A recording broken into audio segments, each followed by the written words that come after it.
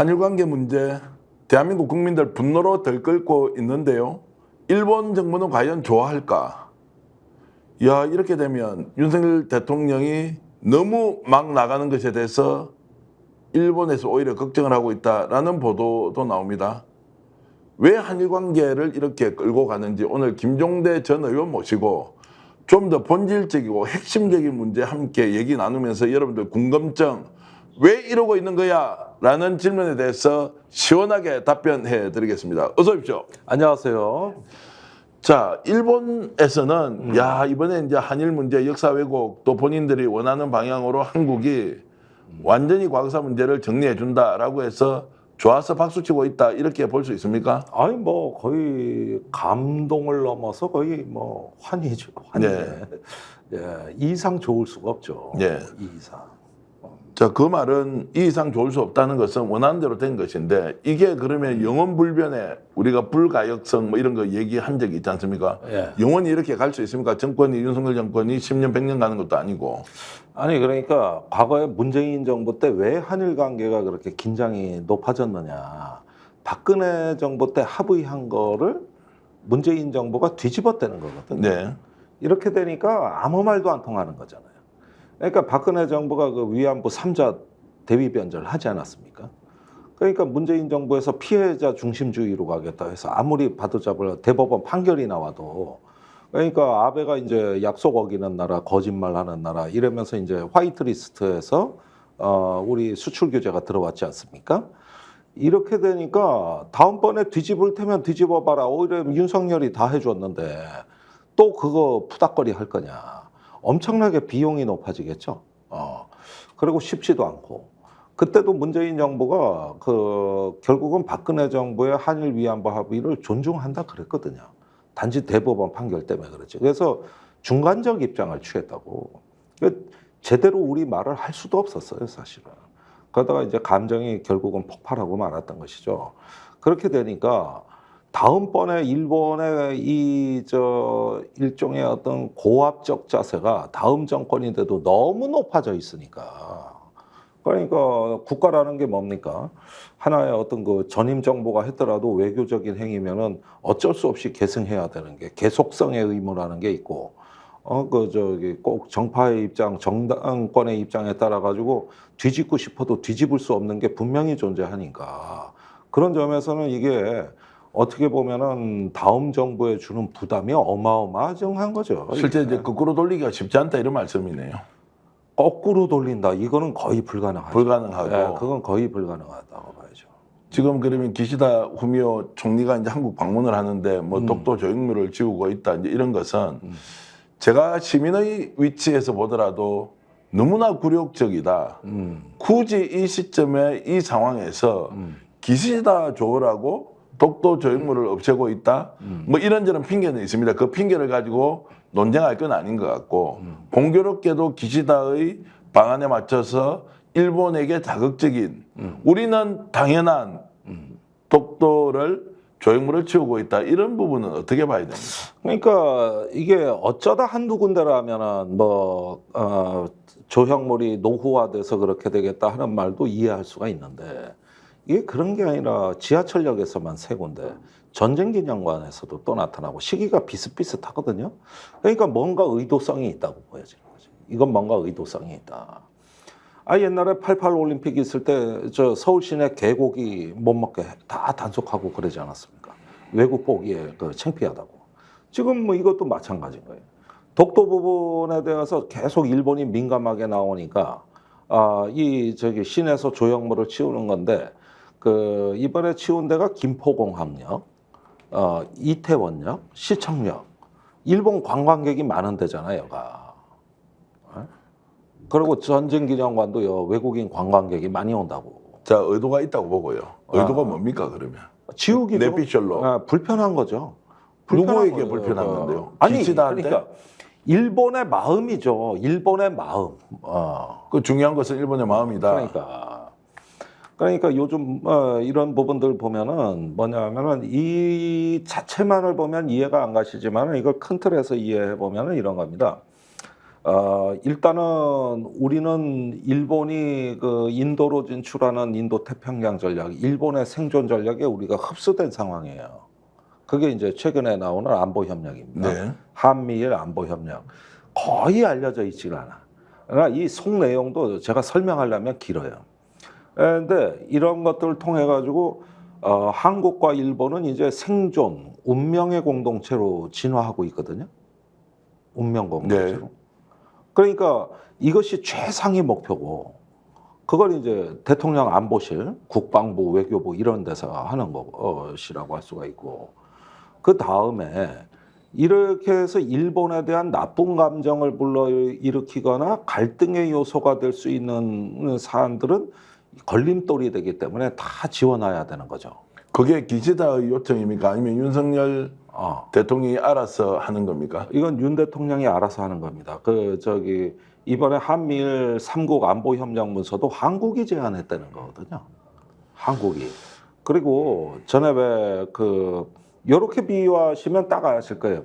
2년 전에 박진 외교부 장관이 그 한일 정상회담 앞두고 징용 문제, 그 강제 노동 문제를 갖다가 제3자 변제를 하면서 뭐라 그랬냐 하면은 우리가 물에 반 컵을 채우면은 일본이 나머지 반을 채워줄 거라 그랬죠. 그랬던 말 기억나시나요? 기억나고요. 그리고 알고 보니까 일본은 물에 반컵만 채우면 계속 자기들이 마셔버리고 나머지 반컵은 채워주지도 않았죠.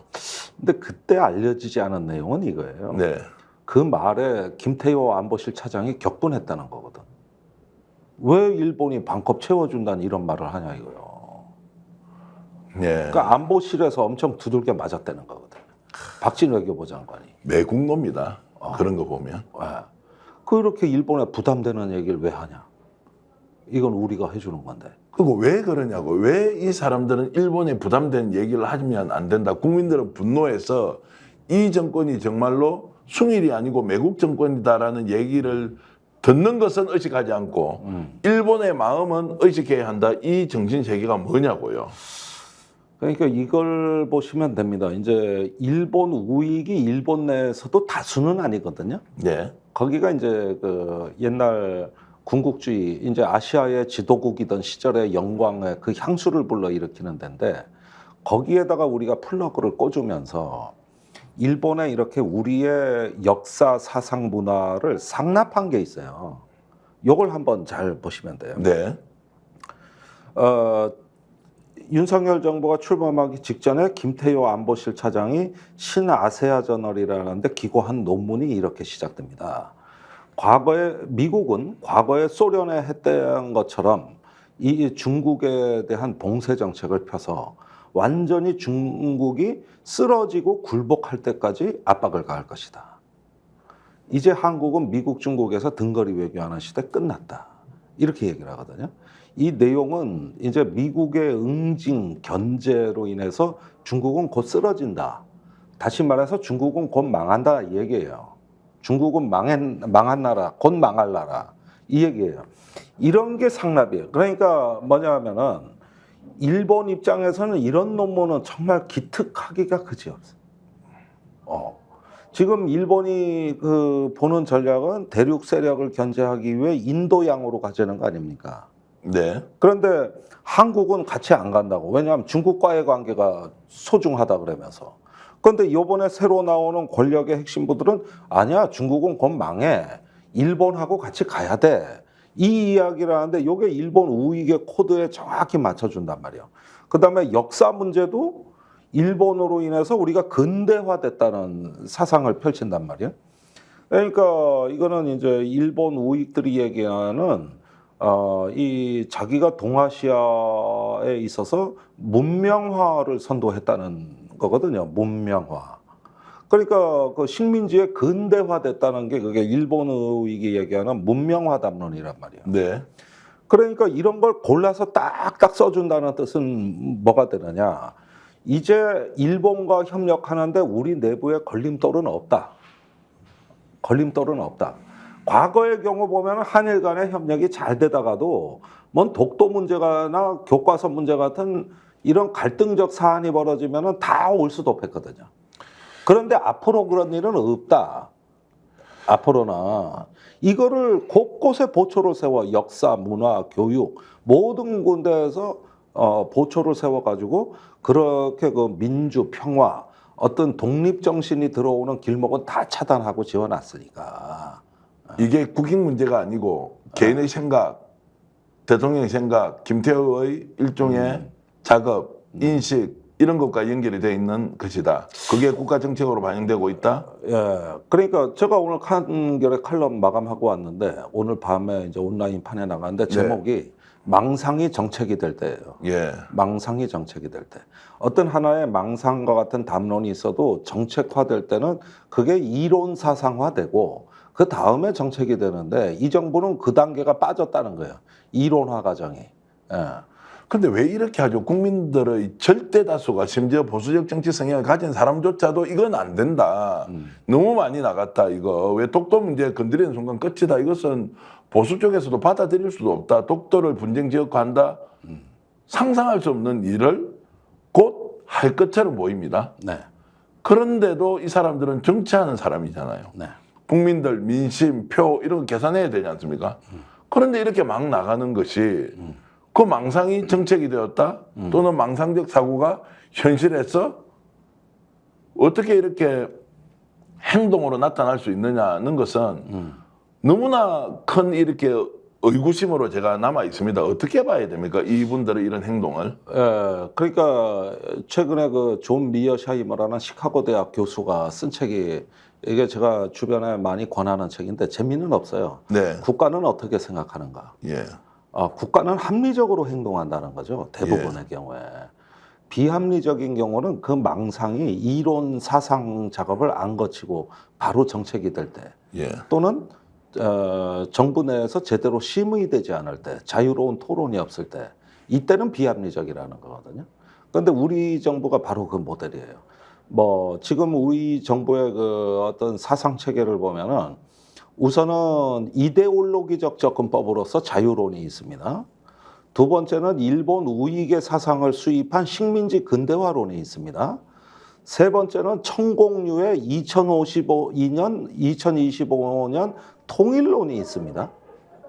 여기에다가 이제 그 태극기 부대의 종교적 어떤 국가주의, 요게 다 짬뽕이 돼가지고 잡탕의 지정학을 구성했다. 네. 잡탕 지정학을 구성했다. 그러다 보니까 이게 어떤 체계적인 이론 사상으로 정립될 수 있는 상황이 아니고 그야말로 잡탕이다, 잡탕. 이것저것 끌어오. 그랬는데 원래 일본의 우익 사상 자체가 잡탕이다. 저도 일본에 원래는. 많이 가보지만 뭐 일본의 우익 사상이라는 것은 특정한 정파가 자기 주장을 끊임없이 반복적으로 그래서 주류로 편입되지 않는 논리로 뭐 이렇게 돼 있단 말이에요. 근데 우리는 지금 이제 이런 것들이 비주류였다가 주류로 올라오는데 정말 장악해서 국가의 중요 정책에 반영되고 있다. 그런데 알고 보니까 나라 팔아먹는 짓과 똑같은 것이다. 주장은 할 수 있지 않습니까? 식민지 근대화론 주장하는 것은 자기 집에서 뭐 만세를 부르든 말든 그건 알아서 할 일이고 국가의 중요 정책에는 국익이 무엇이냐 그리고 역사적 근원이 무엇이냐 또 민심 국민들의 생각이 지금 어떻게 돌아가고 있는지가 너무너무 중요하고 그 기반 위에서 정책 행위가 이루어지는데 전혀 이렇지 않은 방향으로 가고 있는 이 상황을 그냥 쳐다보고 있어야 한다? 아니 그러니까 이 부분은 사실은 우리 책임도 좀 있는 거예요. 이 네. 정부가 여러 번 그 극단적인 영역으로 들어가는 신호를 많이 보였을 때 우리나라 지성들이 이런 문제를 치열하게 과연 논쟁했는가 이런 면에서 욕은 했지만 이런 면에서 우리가 미흡함이 있었다고 저는 봅니다. 아시아 태평양이 인도 태평양으로 바뀌면서 아시아가 빠질 때 그때 우리 사회의 지식인들이 왜 이렇게 된 거냐 논쟁한 적이 없거든요. 근데 그게 핵심이에요. 네. 그게 핵심이라고. 그러니까 일본 우익 사상도 우리가 잘 봐야 되는 게 저는 지금 1941년에 지정학의 부활이다. 이렇게 말씀드리고 싶어요. 1941년 6월에서 7월경에 일본 엘리트들이 중요한 그 판단의 기로에 놓입니다. 원래 일본이 20년대까지 고도 성장하는 아시아의 지역 패권자였는데 30년대 들어와 대공황으로 푹 주저앉았다가 30년대 말에 미국이 상품 무역 수출하고 그 에너지 금수 조치를 했단 말이에요. 그 다음에 미국에 있는 일본 자산을 동결해버려요. 이때 일본이 치명타를 얻어맞은 거예요. 그래가지고 연간 7% 되던 경제 성장률이 1%로 내려가다가 급기야는 1940년대 들어갈 때 마이너스로 바뀐다고. 그런데 이 포위망을 일본이 돌파하려면은 동인도의 네덜란드령의 그 지역이 있어요. 여기에 유전이 나온다 그랬다고. 그러니까 저기 석유 금수 조치를 풀려면은 거길 쳐들어가서 인도로 가서 거기서 일본이 주도하는 자급자족 경제, 이게 말하자면 대동아 공영권이 되는 거거든요. 이걸 구성해야만 일본은 생존할 수 있다. 이렇게 이제 결론을 내립니다. 이건 심사숙고해서 나온 거예요.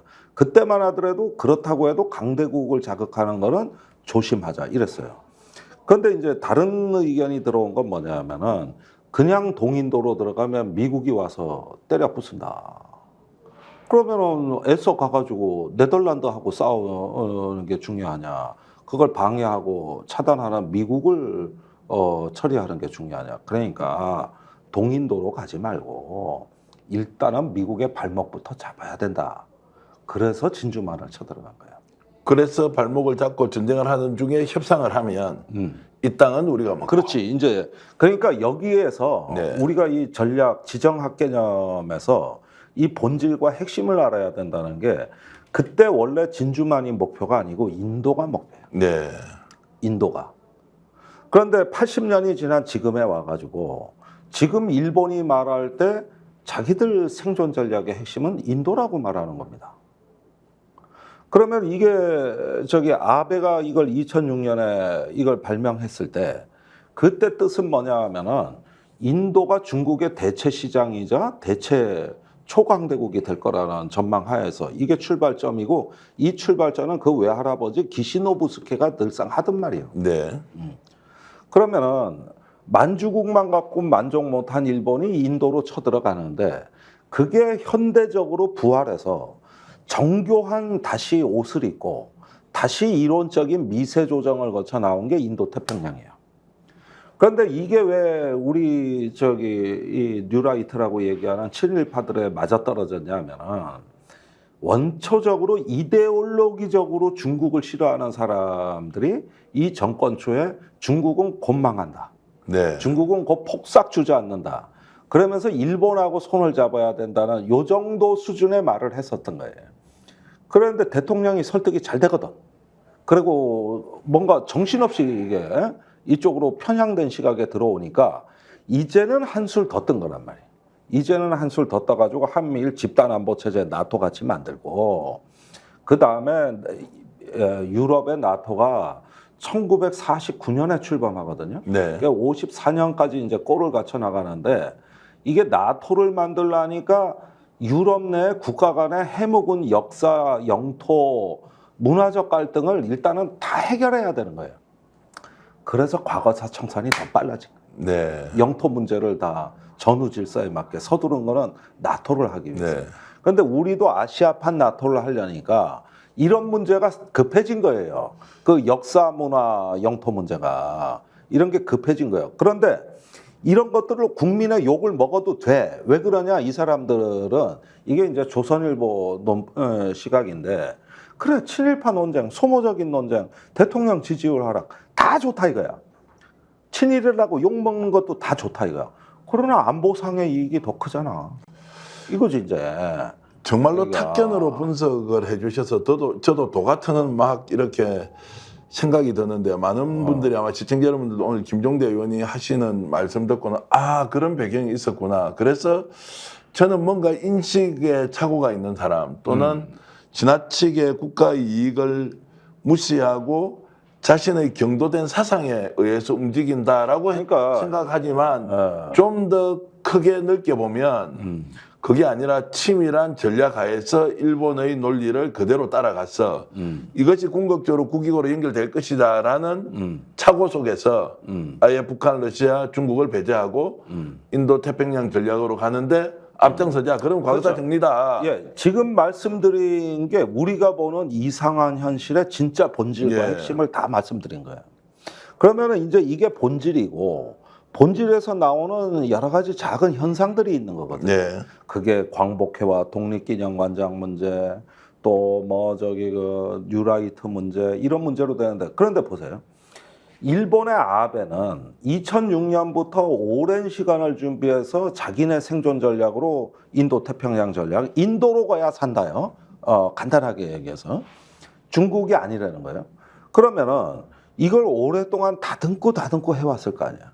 근데 한국은 어느 날 윤석열이 갑자기 집권해가지고 이런 거를 확산해 가는데 일본 우익하고 같이 가려고 그러는데 이게 전사들이 몇 명 되지도 않고 그런 사람들이 모여있는 플랫폼도 불과 몇 개 안 되고 사상도 빈약하고 이론화된 것도 없고 공론화도 안 되고 이러니까 오만 그냥 떨거지들을 다 끌어모은 거야, 얘 사람들이 다. 그래가지고 정광훈 태극기 집회도 오라. 네. 그게 신원식이죠. 예. 거기도 오라 그래. 그다음에 낙성대 연구소 뭐 반일 종족주의 거기도 오라 그래. 그 다 끌어모은 거예요, 이걸 다. 그러다 듣보잡들이 온 거야 또. 그게 김영석 독립기념관장인 거예요. 자, 여기에서 제일 중요한 역할을 하고 있는 사람은 김태호입니까? 네. 김태호입니까? 네, 그렇습니다. 이분이 학자죠. 이분은 어떤 분인지 저도 뭐 글을 통해서 본 적은 있지만 오늘 설명을 해주시면 이분은 학자 출신이고 MB 정부 때 이제 청와대에 들어갔던 경력이 있고 그때도 이런 짓 했었어요. 이런 짓을 그러다 했고. 쫓겨난 거야. 쫓겨났죠.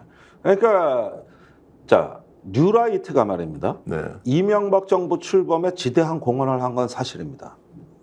특히 그 박근혜하고 당내 한나라당 경선할 때 뉴라이트가 이명박을 선택했던 게 그게 대통령 후보가 됐던 거예요. 그러나서 김태효도 뉴라이트 그 출범할 때 백인 선언에 들어가 있던 인물이긴 하지만은 이런 사람 몇이 권부로 들어왔는데 숫자가 많지가 않았어요. 그러다가 집권 중반기를 넘어가면서 MB가 뉴라이트하고 결별을 한 겁니다. 그게 이제 김태효가 쫓겨난 배경이에요. 네. 그래가지고 그때까지만 하더라도 전통적 보수가 여전히 주류를 차지하고 있었던 거예요. 그래가지고 이 MB 정부가 뉴라이트라고 보기가 어려워요. 그러니까 결국은 그 사람들이 그 정부의 아웃사이더들의 모임들 여기를 만든 거고. 근데 절치부심했죠 10년간. 그러다가 문재인 정부를 거치면서 윤석열 정부 때 이제 이 사람들이 본격적으로 주류 집단에 들어오기 시작합니다. 그래가지고 완전히 주류로 바뀌어요. 그러면서 그 전통적 보수라고 할 수 있는 그 군인, 뭐 외교부, 뭐 국정원 이런 데 먼저 손을 댔다고. 그래서 이 사상을 바꿔놓는 개조 작업이 들어갔던 것이고. 이렇게 하고 지금은 산하기관에 이렇게 또 언론사에 이런 데다가 보초를 다 세워놓는 거거든요.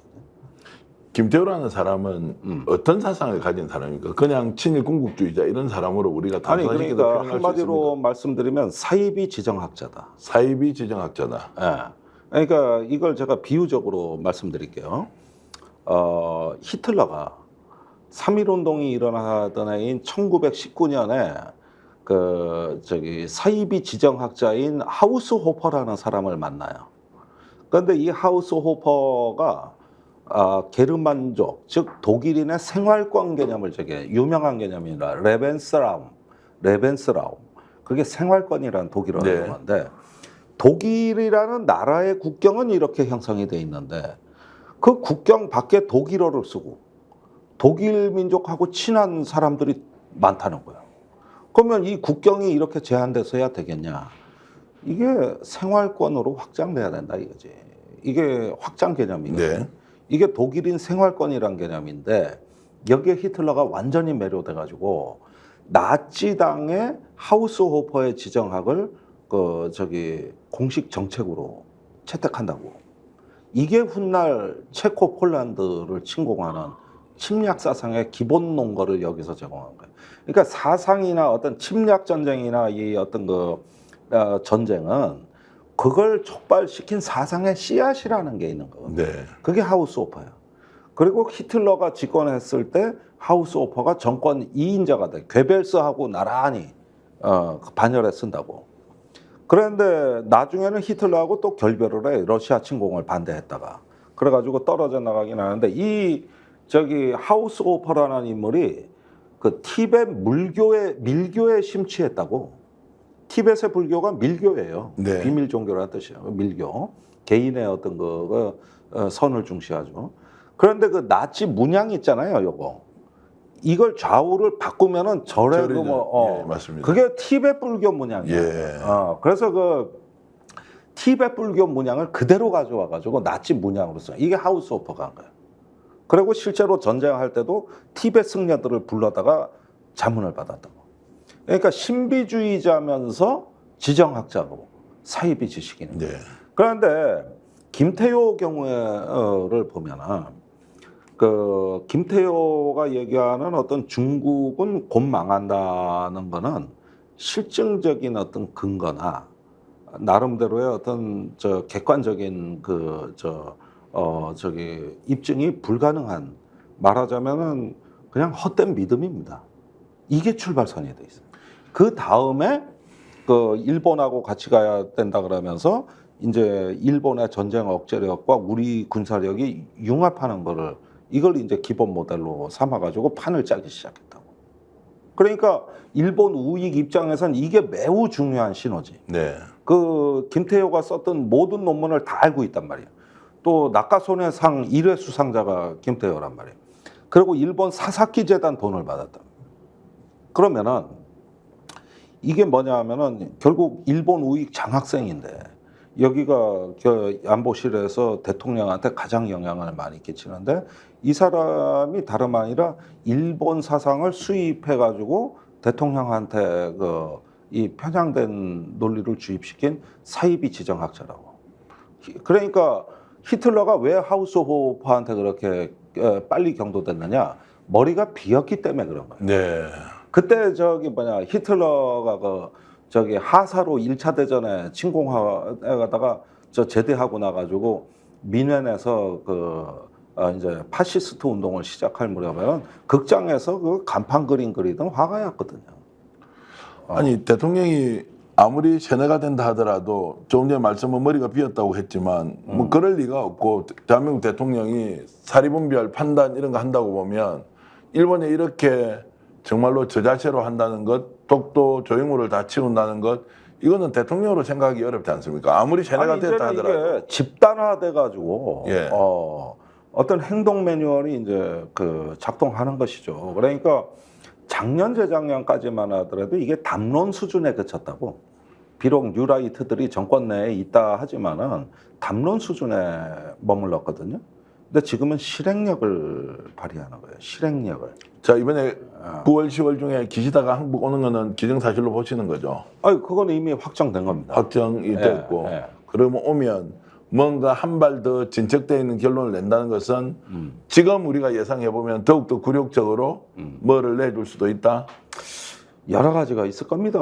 뭐 지금까지 세계문화유산 등재, 후쿠시마 오염수, 뭐 그 외에도 독도 훈련 포기, 뭐 여러 가지 있지 않습니까? 끝이 없는 거예요. 청구서라는 게 끝이 없는 거고. 혹시 이번에 독도 문제를 건드릴 가능성이 있다? 저는 독도 문제는 이미 우리가 공개적으로 독도 방어 훈련이나 공개하고 뭐 해병대가 하고 있는 거 다 취소했기 때문에 예. 이미 한국은 할 만큼 했다고 보여져요. 그러면 거기서 지금 합동군사훈련이 이루어진다? 그런 것보다도 이제 기시다의 꿈은 얼마 전에 바이든하고 미일 정상회담에서 그때 일제히 미국 언론이 미일 동맹이 새로운 차원에 올라섰다 그랬거든요. 그게 이제 인도 태평양 전략, 남중국해, 대만 해협이에요. 이런 걸로 모든 그림이 거의 완성된 것 같아요. 그 다음에 11월에 한미일 안보협력 프레임워크, 그래서 트라이얼 시큐리티 코퍼레이션 프레임워크라는 TSCF, 요 문서가 이제 발간이 되거든요. 네. 이게 역사적인 순간인 거죠. 그게 이제 2달밖에 안 남았는데 마지막 내용 조율 문제가 남아 있어요. 그러니까 한국이 아직까지 대만 해협에 대해 입장 표명을 한 적이 없거든. 지금 미국, 일본은 중국을 억제하겠다고 이미 대만 지키겠다 다 해놨는데 이제 이런 문제들이 해결이 안 돼요. 한국도 입장 표명을 해야 되는 거고. 독도 또 문제도 남중국해도 그렇고. 남중국해도 어쨌든 중국의 확장 전략에 이제 미국이 나서서 일본을 통해서 저지하자 뭐 이렇게 네. 지금 가고 있는 거고. 그런데 미국에서 여러 번 윤석열 정부에 독촉장을 보냈는데 윤 정부가 아직 답변을 안 했어요. 안 해야 되는 거 아닌가요? 그런데 이번에 안보협력 문서가 나오고 그러면 거기에 앞부분에 이제 기본 취지 목적 같은 게 수록이 될 건데 지금 이걸 일체 비밀로 관리하고 있지 않습니까? 신원식이 얼마 전에 가서 초안에 각서 서명하고 왔는데 일체 내용 못 밝히겠다는 거 아닙니까? 왜 못 밝힐까 이게? 왜? 그럼 이미 진도가 나갔다는 이야기 아닌가요? 그러니까. 그래서 그 진도라고 하면 그러면 대만 해협에서 뭔가 충돌이 있을 경우에 우리가 개입할 수도 있다? 네. 그런데 이게 사실은 모든 이 문서 작성의 목적은 그거예요. 그거 하려고 한 거예요, 지금까지. 그거 하려고. 그런데 이제 여기서도 뉴라이트가 이제 외교안보 전략을 완전히 독점하면서 사고는 쳤지만은 얘들도 국민 무서운 줄은 알거든. 그러니까 이 표현의 수위 문제가 있을 거라고. 자, 대만은 그렇게 해서 우리가 중국을 자극하고 엄청난 불이익을 볼 게 뻔한데 그것도 막아야 하지만 국민들의 정서로 보면 영토 주권과 관련된 독도 문제를 분쟁 지역으로 인정하거나 인정을 할 수 있는 것처럼 또는 국제사법재판소 가는 거 어쩔 수 없는 거 아니냐라고 할 수가 있느냐. 아니 그거는 못 받아들이죠. 그러니까 이제 이런 데서 여러 가지 외교관들은 절충적 그 대안들을 찾아냅니다. 그러니까 이거를 분쟁 수역으로 한다 이런 어떤 표현을 하는 것이 아니라 어떤 독도에서의 어떤 과도한 군사적 행동을 우리가 그냥 자제하는 선에서 그리고 일본을 하지 않기 위한 조치를 취한다든가 뭐 이런 걸로 해야지. 이거 헌법에 영토 조항이 있기 때문에 네. 그런 걸 노골적으로 하는 건 아니에요. 노골적이지 않지만 우회적으로라도 한다면 그거 뭐 뻔히 그 속셈을 알 거 아닙니까 국민들은. 네, 글쎄 그럴 수 있는 거죠. 자, 그래서 이번에 기시다가 그러면 방문하는 것은 윤석열 기시다 두 사람의 한일 관계를 훨씬 더 돈독하게 만드는 목적. 자, 이것이 제일 크다. 근데 이미 여러 번 만나서 돈독할 대로 돈독해이고 또 금방 또 기시다는 이제 곧 나갈 사람이기 예. 때문에 그런 식의 어떤 뭐 지도자 간에 뭐 이제 곧 사라질 지도자를 뭐 그렇게 하는 건 아니고 아무래도 지금까지 해오던 연장선에서 마저 다 해결이 안 된 문제들을 이제는 논의할 거예요. 독도 문제 계속 여쭤보는 이유는 이제 일본 당시에 상케이 요미우리 뭐 둘 중에 하나였을 건데 독도 문제에 대해서 이제 이정부 안에서 임기 내에 해결하겠다라고 하는 것을 보도를 해버렸는데 시인도 부인도 하지 않고 뭐 어중간한 스탠스를 취했다. 이거 혹시 답받으러 오는 거 아니냐라는 것이고. 재작년 3월에 기시다가 오므라이스 먹으면서 할 때 윤석열한테 독도 얘기 했다는 거거든요. 네. 우리는 뭐 시인도 부인도 못 하고 있지만. 근데 이거는 윤 대통령이 그냥 일본식 표현대로 받을 수는 없어요. 그건 자살행위니까. 이건 바로 헌법재판소예요. 네. 이건 뭐 이거보다 더 확실한 탄핵의 이유는 없을 겁니다. 그러니까 그런 부분들을 윤 대통령 체면을 세워주면서도 이런 문제를 일본한테 유리한 방향으로 끌고 갈 수 있는 이런 어떤 여러 가지를 하겠죠. 뭐 방법은 많아요. 이 독도가 일본의 배타적 경제 수역 안에 있다고. EEZ라고 하는 거. 반면에 우리 배타적 경제 수역 안에도 있어요. 근데 우리는 배타적 경제 수역을 선포 안 했다고. 일본은 했는데. 그래도 갖고는 있는 거거든요. 그러면 독도가 양국의 EEZ에 겹쳐 있어요. 그래서 이거를 중간 수역이라 그래. 네. 해양법 용어로 중간 수역이라고 하거든요. 그러니까 이런 걸 중간 수역에서의 뭐 어떤 영토 관리라든가 또 양국의 어떤 배타적 경제 수역 존중이라든가 이런 뭐 다른 의제로 포장을 할 가능성이 높겠죠. 자, 그렇게 이제 보면 국민들은 전혀 의식하지 않고 윤석열 정권이 하고 싶은 대로 다 하고 그 중심에 김태호 안보 7차장이 일본 군국주의자들이 하고 있는 행태와 똑같은 방식으로 지금 대한민국을 역사적으로 농락하고 있다. 이렇게 이제 말씀을 정리해 보겠습니다. 오늘 김종대 의원과 오랜만에 뵈면서 레이다 했는데요. 국민이 똑똑해지는 수밖에 없다. 좋은 정권을 뽑아야 하고 그 정권이 제대로 국민이 원하는 길을 가지 않을 때는 우리가 맞서서 싸워야 한다. 이 생각을 하면서 오늘은 깊이 있는 내용 함께 나누면서 국민의 역할이 얼마나 중요한지 다시 한 번 더 생각하게 됐습니다. 김종대 전 의원 고맙습니다. 네, 감사합니다. 시청자 여러분, 오늘 준비한 마키아벨리 여기까지입니다. 구독, 좋아요는 서빅스를 위해서 큰 응원의 힘이 됩니다. 96만 명 여러분들 덕분에 넘어섰고요. 곧 100만 명으로 달려가면서 더 좋은 프로그램으로 화이팅 하면서 다시 뵙겠습니다. 여러분 고맙습니다.